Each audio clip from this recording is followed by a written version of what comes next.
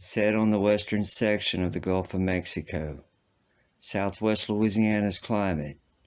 is a volatile mix of warm Gulf air pushing up from the moist tropical heat of the Caribbean, colliding with the colder, drier air of the upper regions of the North American continent that tends to produce very violent and unpredictable weather. This, along with the warm waters of the Gulf, tends to result in powerful storms and hurricanes that ordinarily form off the coast of Africa or in the central Atlantic. In the early hours of June 27, 1957, one such hurricane rolled ashore near the mouth of the Sabine River, between Louisiana and Texas, that would be remembered by old-timers and anyone alive at the time as the worst storm southwest Louisiana had ever experienced up to that point. Audrey had formed from a tropical disturbance in the outer Caribbean on June 24th, and rapidly built into the most powerful June storm ever recorded in the Atlantic Basin, reaching its maximum sustained winds in excess of 125 miles per hour. For 3 long days, this monster storm roared across the Gulf of Mexico, forcing the evacuation of oil platforms and disturbing the offshore oil industry and the American energy sector as a whole, which is said to have contributed to a minor recession that affected the nation in the last months of 1957 and into the first half of 1958. At around 7 a.m. Central Standard Time, Audrey made landfall as a Category 3 hurricane between Johnson Bayou and Sabine Pass,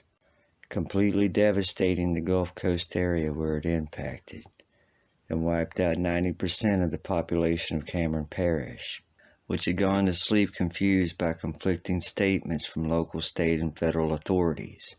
on how serious the storm was to the region. Many local and some state officials were concerned about the economic fallout from mass evacuations of the area in the direct impact zone, and had made reassuring statements to calm the people into staying where they were and not to panic. Audrey would tear through the western section of Cameron Parish, sending a 6-foot-high wall of water all the way up into the city of Lake Charles in central Calcasieu Parish, and would spawn dozens of tornadoes as it pushed across the middle and northern reaches of southwest Louisiana and across the northwestern portion of the state. The remnants of Audrey would cut across the Tennessee Valley and up into New England and the maritime provinces of Canada along its Atlantic coast. When all was said and done, Audrey would kill approximately 420 people in total